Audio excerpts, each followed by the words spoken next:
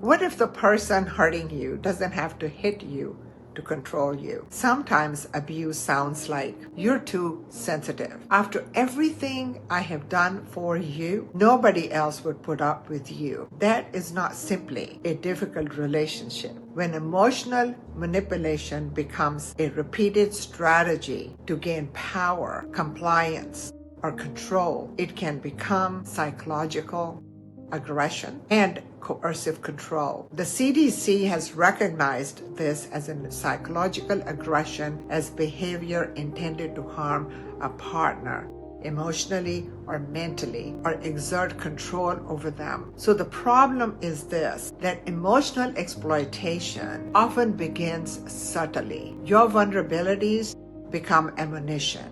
Your empathy becomes something they exploit. Your boundaries become something they negotiate, punish, or ignore. You may experience gaslighting, guilt, induction, intimidation, humiliation, isolation, intermittent reinforcement, blame shifting, or coercive control. And over time, something psychologically important can happen. You stop asking, is this behavior acceptable? And start asking, what do I need to do to keep them happy? And this is a shift. That shift from self-trust to hypervigilance can be profoundly damaging, because the research and public health evidence links intimate partner psychological aggression and abuse with significant mental health consequences, including complex post-traumatic stress disorder symptoms and depression. The patterns and the processes are, so how do you protect yourself? And I think that's a very important question one should ask when they find themselves in these relationships. First, you must name the pattern, not just one incident. Look for repetition, control, intimidation, isolation, punishment, manipulation, and erosion of your autonomy. Second, stop over-explaining your boundaries. A boundary is not a debate. I will not continue this conversation while you are insulting me is enough. And the third is you protect your connections. Abuse becomes harder to challenge when you are isolated. Trusted friends, family, therapists, advocates, and community support can become protective factors. The CDC especially identifies as survivors, their support and protective environments as important components of prevention. And the fourth, create a safety plan if you fear escalation. If someone monitors your movements, finances, communications, threatens you, stalks you, or becomes violent, don't assume confrontation is the safest strategy. Seek professional support and plan around your safety.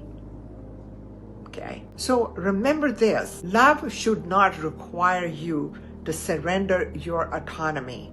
You do not have to prove that you are being abused before you're allowed to protect yourself. Pay attention to the patterns.